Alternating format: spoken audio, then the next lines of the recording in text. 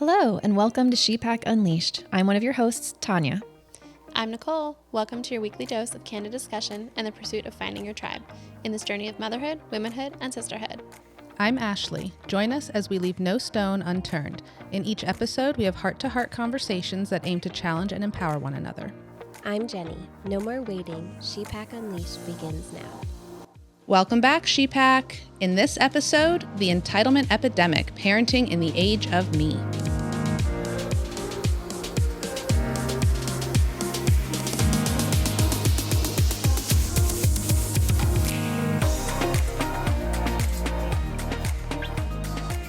We're back, you guys! We're back! Yay! Happy summer! Happy fall! Oh yeah, happy fall. Hopefully it's cooler where you are. Right? I think we all had a great summer and we'll be sharing about that quite a bit. So before we get started, I want to just acknowledge the privilege that our kids have and that we have to do the things that we do and spend the money that we do.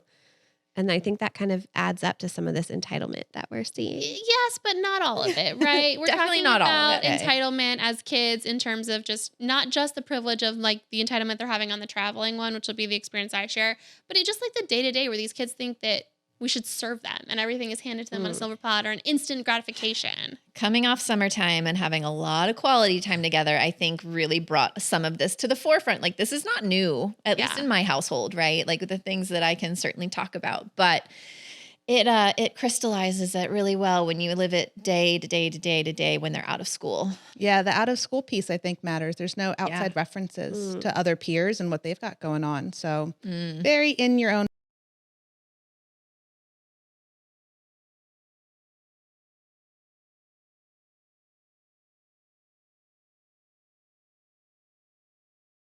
Handed to me. You didn't have these opportunities at your age. No, but like I was pretty spoiled. Like, I don't know that I had the opportunities or the trips, but like, I remember getting what I wanted when I wanted it as a young child, not when I got older.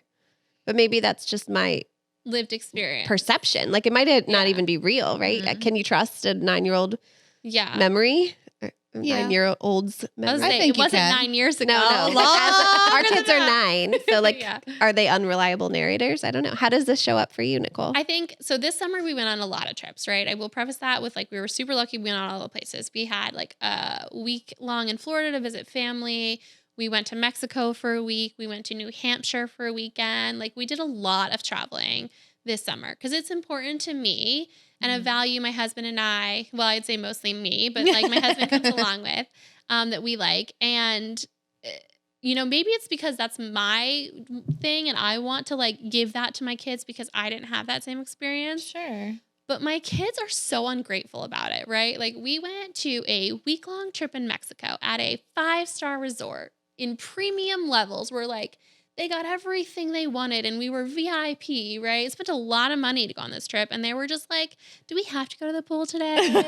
Wow. Do we have to do like dinner, or why do I have to put on like nice clothes for dinner? And like just the total entitlement of it. What did they want to do? They wanted to play on their Switches, right? Oh, They wanted to sit in the hotel room and play video games, or they were like, you know. That's hard because it's their vacation too. So you Their whole might life is want a to let them vacation. do some of it, but I get what you mean. Like, it's not This a is lot. all they've ever known, right? So how do they have anything to compare it to? Yes. Yeah. But we are very like, we're not ones to sit there and say like, oh, this is like easy. We talk about how much trips cost. We talk about like how we work really hard for them.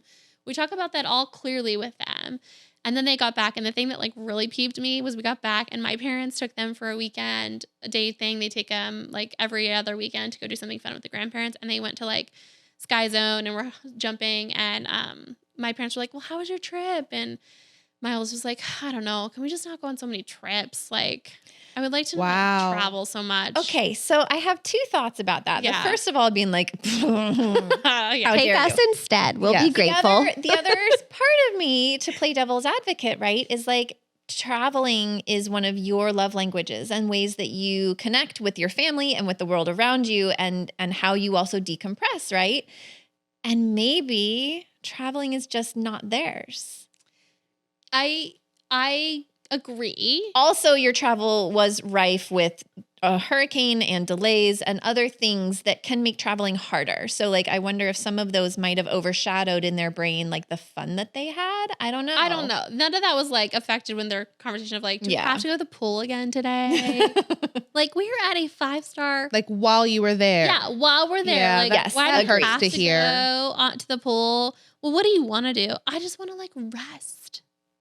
So it's funny, right? Like our rest is sitting by the pool reading our Kindle, right? For them, their rest, my son at least, I'll speak for him, would be sitting in the hotel room where it's air conditioned and playing with his Switch and like decompressing, right? And so some of this is the entitlement piece, right? Like to not to take for granted where they're going, what they're doing, how much it costs, but then also like you have to factor in how they recharge, how they rest, and allow for them to have a different way because they are kids and they are different people. Yeah, totally agree if it was just this, but it's more than this. Like, Okay, fair. it's also like they went to tennis camp for a week. Like it was a half-day tennis camp. And they're like, ugh, do we have to go to tennis camp? That they asked for. That they asked Yeah, for. it's the asking for it part. And then they're You like, gotta see it oh, through. I don't want to go. I'm just too tired. And I'm like, what are you tired from? Your life is a vacation. They're Like, growing. They're growing. That's work. okay. I want to switch spots with them. Want to do a Parent Same. Trap episode? For or is sure. it? Not Parent Trap. The one's with Lindsay Lohan.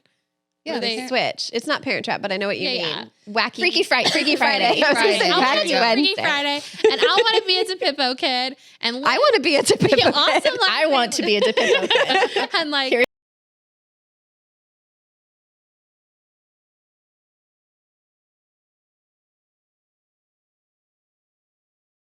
because we did a whole episode on this, but like how much is it the screens and Oh, maybe it's like the a dopamine screens. addiction to the Switch and the games versus like truly wanting to like for me Right, those is are the two screen different a things. regulation Like tool? is the Yeah. screen being like over dependent upon from like a regulation tool?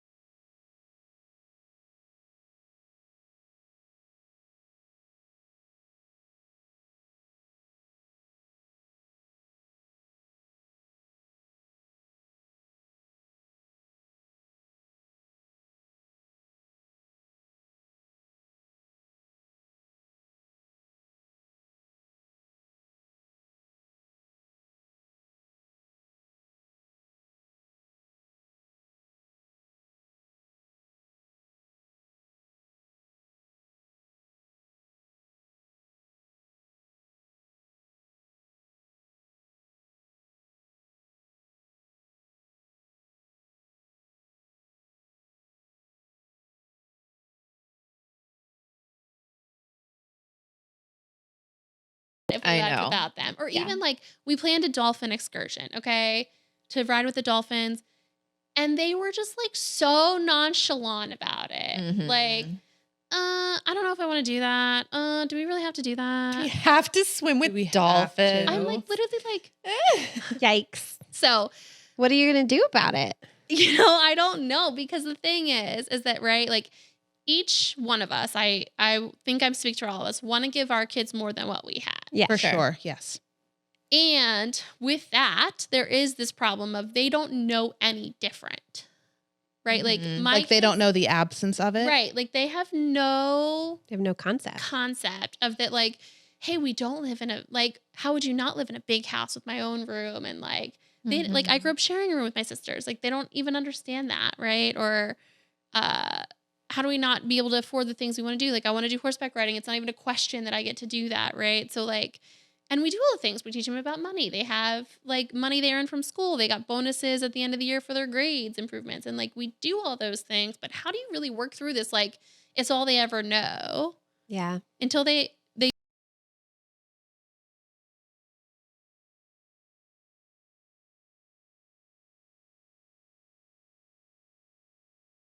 Gonna like it just because they're trying it. yeah. I also think I was thinking of exposure differently of like maybe they're starting to get old enough that we could think about or do some research on, like, could we volunteer? Could we give back some way? There was one year we went around and helped prepackage meals for Thanksgiving, and Beto and we delivered it to the families because a lot of the families didn't speak English. And that was really impactful for Cruz to see. Made me a little nervous, if I'm being really honest. But like, I wonder if and when do we start thinking about those types of experiences to help them like kind of anchor and, I don't know, the reality. Like a concrete example, right? For the horse riding lessons, if there's an opportunity for them to help volunteer at the barn and to help muck stalls and to help feed the horses, like the things that go into maintaining the environment for the horses so that he has the ability and the privilege to ride. Yep. But like he has to actually get more involved. I don't know. And I mean, obviously from a liability standpoint, that may or may not be possible. But yeah, like, I think now that they're older at 9, anyone can shovel poop. Yeah. I think when we looked at volunteering earlier on, they weren't old enough to like be eligible to go. And then I still do have the 5-year-old. So like, same. It's not, but I do agree. Like we have to give them, and we talk about it. We've got books about it. Like we do donations, we do food drives. Like we volunteer at their school for things, for other people. I just think it's the age of that, like pre-teeny. Everything's about me. Everything's hard too, because I feel like it's currently, at least from my perspective, we want to empower our kids to be like, yes, you deserve opportunities, right? And what you do with those opportunities is up to you. But like, we want to empower them to like seize those opportunities and to feel worth and worthy of them. But then like, it feels like it just keeps going to the extreme. And it's like, wait, you don't deserve it all though. Like outright. You just deserve the opportunity. Earn the opportunity, right? I think some that's the developmental piece. So like you were saying, Jenny, how much is developmental? They're all, the older ones at least, are on the cusp of that period of time where they're differentiating from their parents. So they're really like developing their sense of self right now. So if they're thinking of me, to me, that makes sense. They're trying to figure out who they are before they like branch off to be their true own person. Yeah. And I think we're getting to the point where like Evan distinguishes now, like to my husband, like he's his best friend in the family. Like not his best friend, but his best friend in the family. And my husband's like, what do you mean? How's Steve taking that? Not well, if we're being honest. He's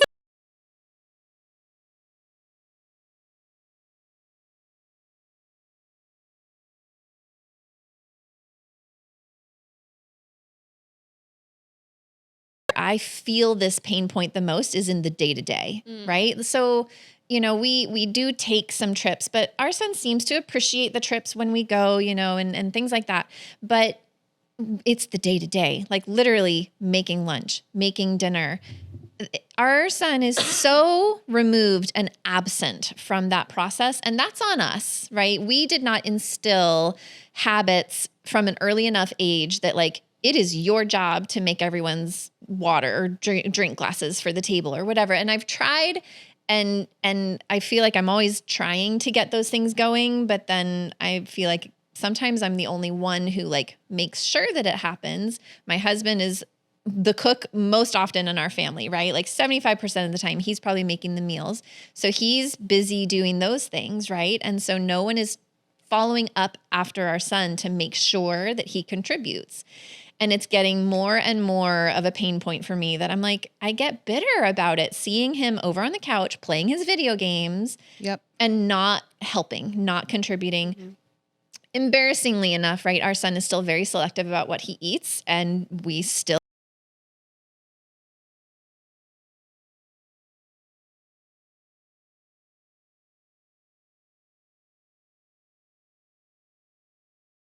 do him a separate dinner, which Every night. Yeah. Right. And so it's gotten to a point where, you know, we ask him to turn the switch off to, you know, it's time to now set the table, or it's time to now get everyone's drink refilled, or, you know, you need to make your chocolate milk tonight.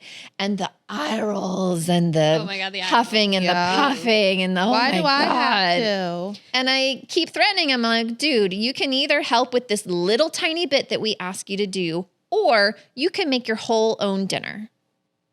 Like, do that.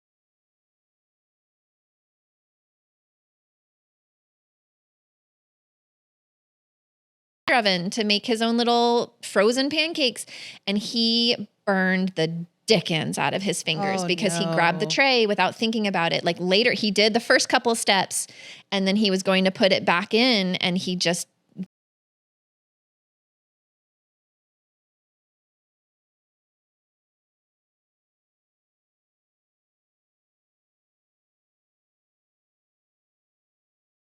burning himself now that he won't touch it. And I'm just like, so like I have to find different ways, but like cooking is not in his skill set right now. I am working towards that and it needs to be, right? Because like, I'm not going to continue making a separate meal for him when he's 16, like by any means. I mean, it's a life skill too that he needs to learn. Absolutely a life skill. And the longer it goes on, the longer he'll be afraid. Like I still don't like using the oven. I have some of those. Yeah. Like as a grown, I was not allowed to touch the oven ever that I remember. My husband is very reticent to having him involved in any of like the heat element, anything. And I'm like, but he sure as hell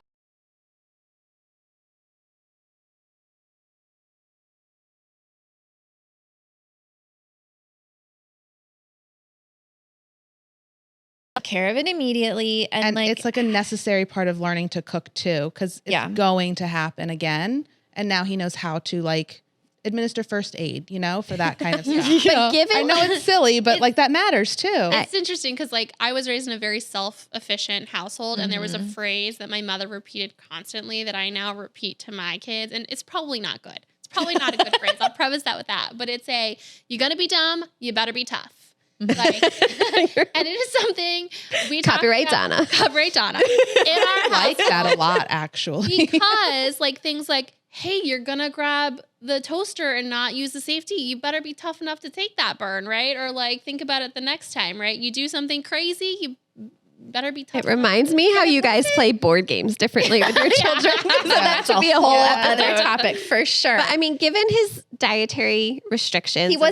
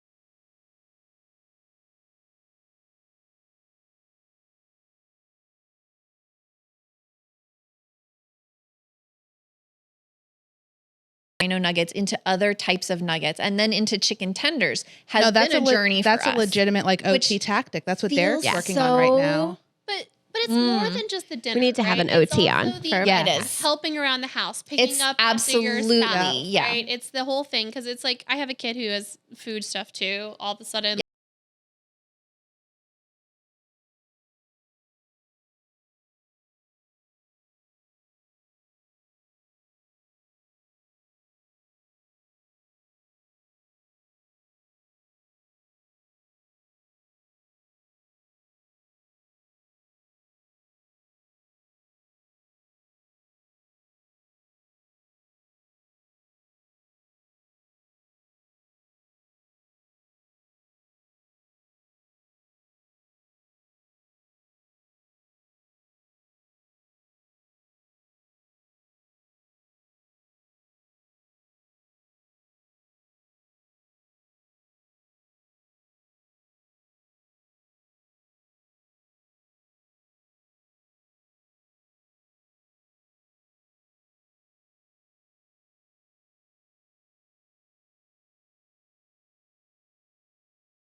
no argument.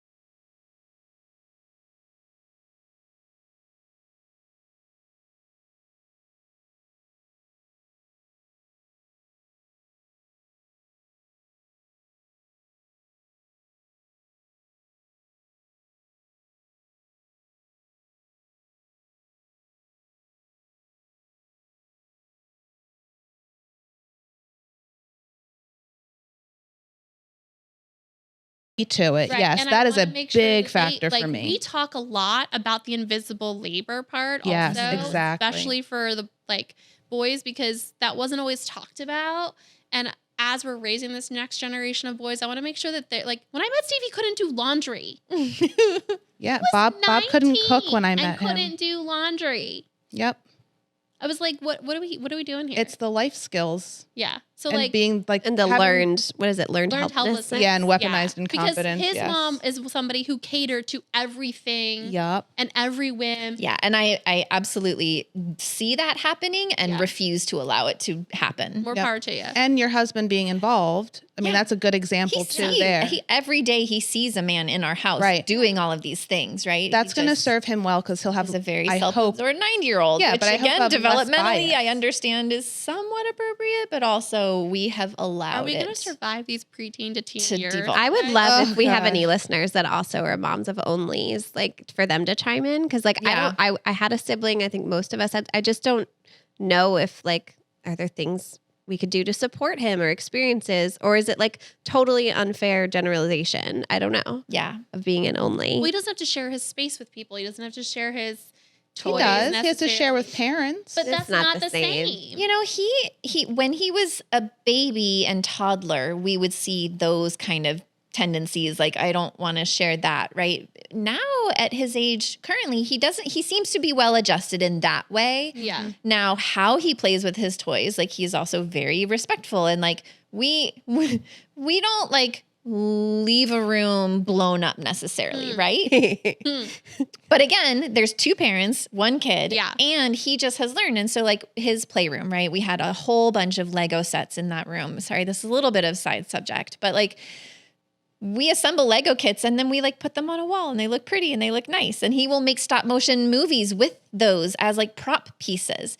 And then the neighborhood friends come over and I go up there and like half the sets were blown up. Like just broken apart. They're Legos. Be so upset. They're Legos. I get it. And I should have put them somewhere where they couldn't have been accessed, right? But it didn't even occur to me. I was gonna say, have you not spent enough time with the DePippo boys? Have you not seen my playroom? Yep. No, but I mean, it's interesting, right? Like he doesn't mind it. But so like I went down this whole rabbit hole of trying to put them all back together. And he came into the playroom yesterday and found me doing it. And he's like, oh, you did all of those? Like you fixed all of those? And I was like, yeah, buddy, I still have these to do. He literally crossed the room and then just gave me a giant hug. Okay, so and that's he was like, really you're the nice best moment of mom gratitude. ever. Okay, little moments like that. All right, so there's light at the end of the tunnel. There's hope, right? Yeah. Those are going to hold you over. Right? Yeah. So like the smiles when babies were little. Like okay, the right? terribleness. Cute smile. Shit your pants. Yeah. the good person is in there. We just Right. gotta like encourage him out a little more. yeah. I just want to, as the only mom here of a girl, like I think it shows up for both sexes, genders. I don't know the right word anymore. In my house, like I feel like the entitlement issue is similar or the same, at least right now. Yeah, how does this appear for you guys? Yeah, Ashley, I mean, Stephanie? I there are moments when you're talking about traveling or opportunities or kind of the day to day and taking care of the house that resonate. But for me, we were just at Target yesterday, and it shows up in like consumerism, like.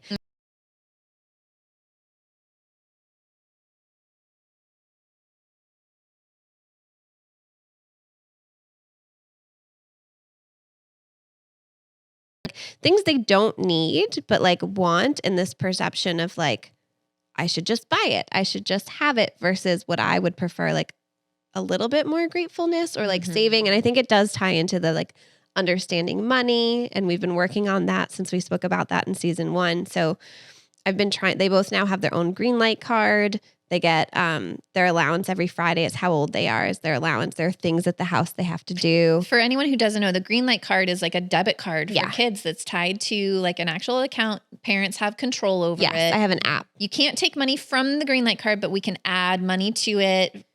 I think there's protections where you can't withdraw money you've gifted to them. You can spend it. You can spend it, right? You can't retract it as like a punishment. No.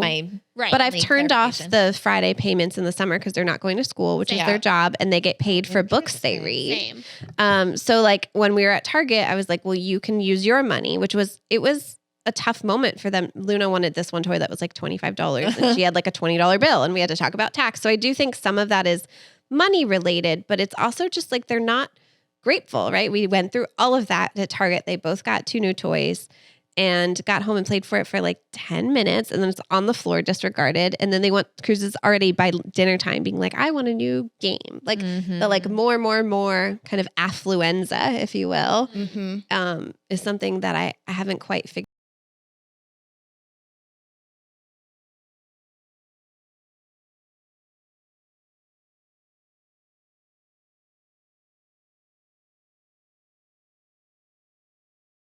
Rush to the next thing. Yeah.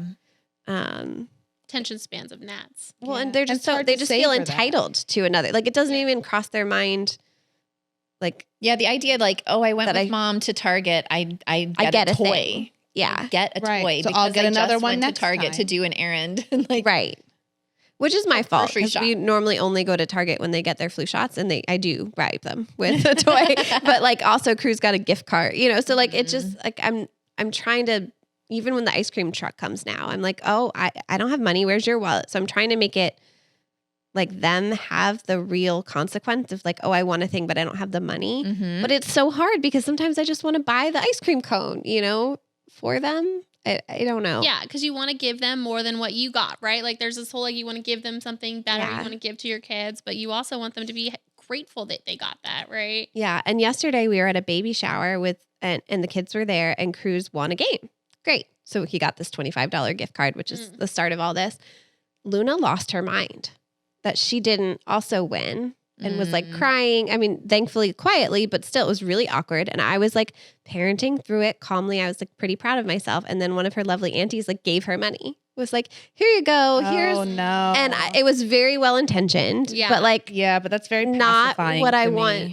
I don't know. Like so I do think maybe there are moments less in my house, but more in the world where Luna is upset. And I do think people show up for her differently as a girl and are like, here's a present, here's a toy, here's some money. Auntie Nichole showing up at her house with the biggest Barbie dream house you've ever seen. It's not all time good. and place. It's right. It's not all good or bad, but like my brother, like even on vacation, he was like, we just can't say no to Luna. And I was like, yes you can.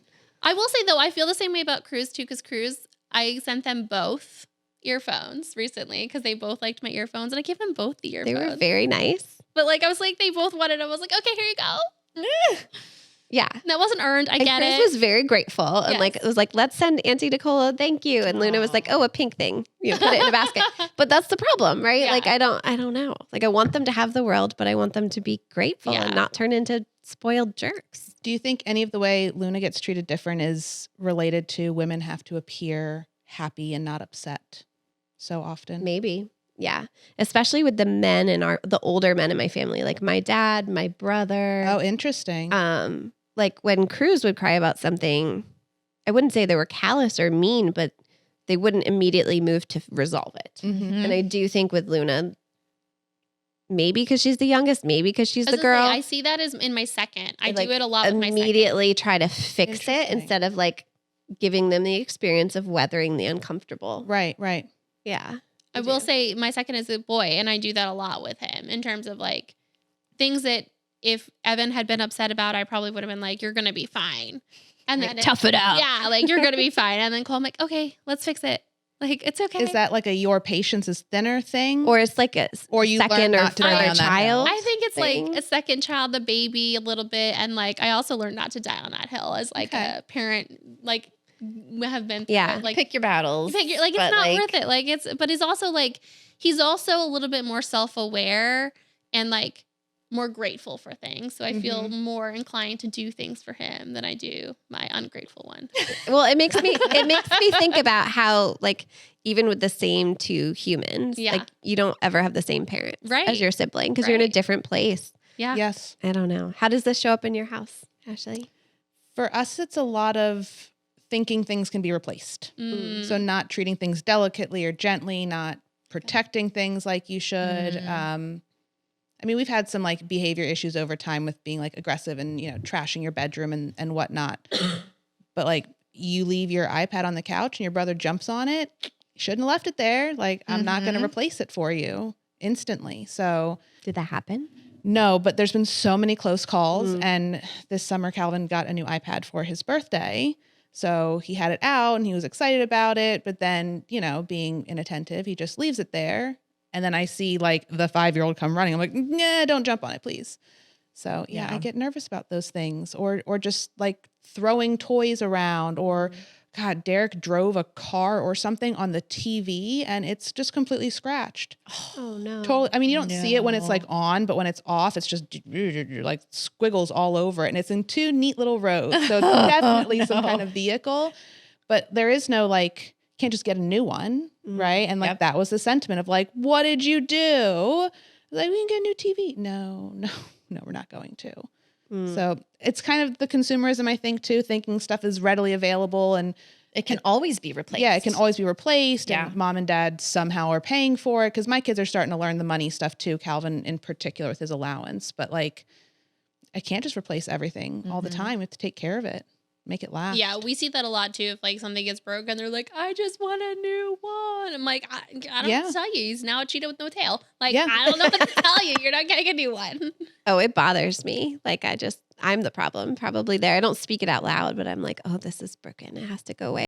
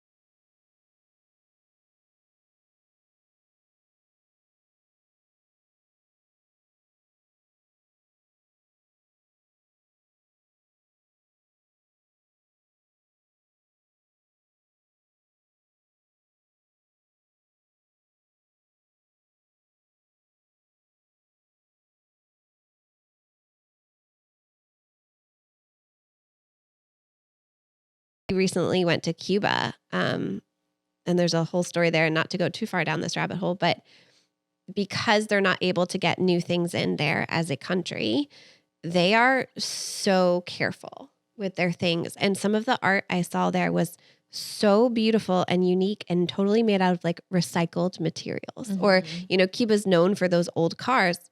It's not only because they just like old cars, it's because they can't get new stuff. So they really take care of. And that was impactful to me as an adult. So like, I'm like, do I bring them there to see that? But like, it's also can be really sad and hard, because our friends there were like, will you just bring us razors? Like by the time razors get to us, they're rusted. Or like dance attire, because by the time things get here, the elastics are broke. And like, even to think that in my adult mind, like was so impactful for me. I want almost to have my kids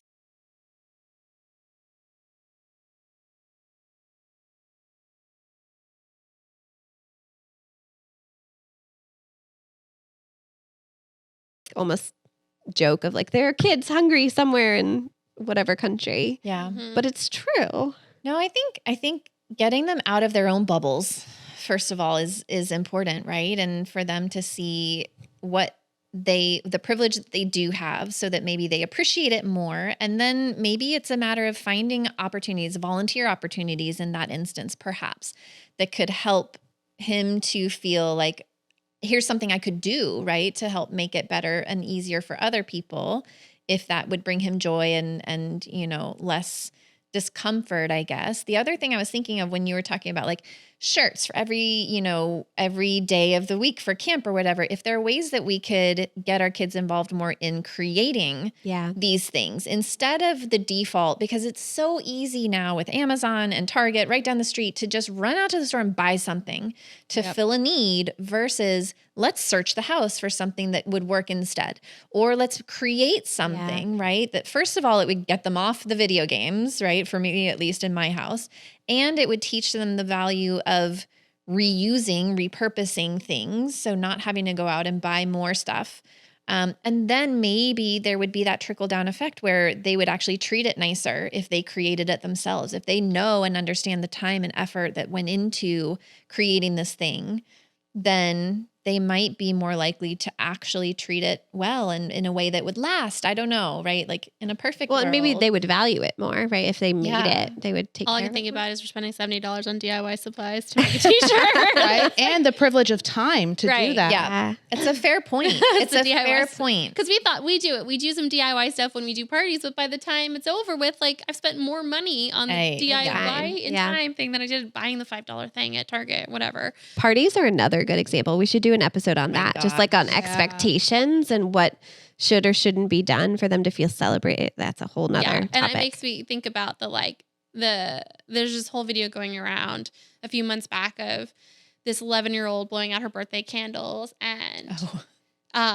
the 5-year-old was really pissed off about it, and so the mom relit the birthday candles so that the 5-year-old could blow them out. Ooh, no. And you could see multiple kids like in the family, and you could see this 11-year-old's face just like fall each time a kid got to blow out her candles on her cake. And I was thinking about it when you were talking about like how the auntie gave Luna an extra like $20, and I was thinking about Cruz's experience. Like he won it, and now it's sort of a little invalidated with the fact that like Luna just got handed it, right? So having that idea of that, like, we shouldn't be handing kids things just for the sake of doing it, right? And it goes into this like privilege thing. Our kids are so privileged, and I think the point of sitting in the discomfort of saying no, or sitting in the discomfort of not replacing something, I think is really powerful. And that's for us to do. It's hard though. Yes. Hard. As much, if not more so, as they have to learn to sit in discomfort with it too. Like you're not always going to get what you want. And I think it's going to get more as our kids get older. So like, I'm going to shout out to the listeners. Tell us how, if you have kids that are like 9 and older, how you are sort of curbing this entitlement or overconsumption or ability. Helping them keep perspective. Help them keep perspective. What are things you're doing? Are you taking your kids to I want volunteering? all the tips, All please. the tips. Like, right? Like we need some tips on how My new we're 10-year-old surviving this phase of parenthood. This conversation did make me think of something our church did recently, which was they had pre-purchased items, and then for a kids activity, they had Ziploc bags and they made blessing bags, which were like things to hand out to people who you see on the street that are homeless. And it made me really uncomfortable. I need to work on that. But I will say, when we had those in the car and we would pull up on an exit and see someone, like they would roll down the window and like hand this person, and that did feel good. And now that we don't have them anymore, they're like, we should give them money. And I'm like, maybe we should make more blessing bags. So I don't know. I don't think it's a perfect example, but something that they did briefly that did seem to help.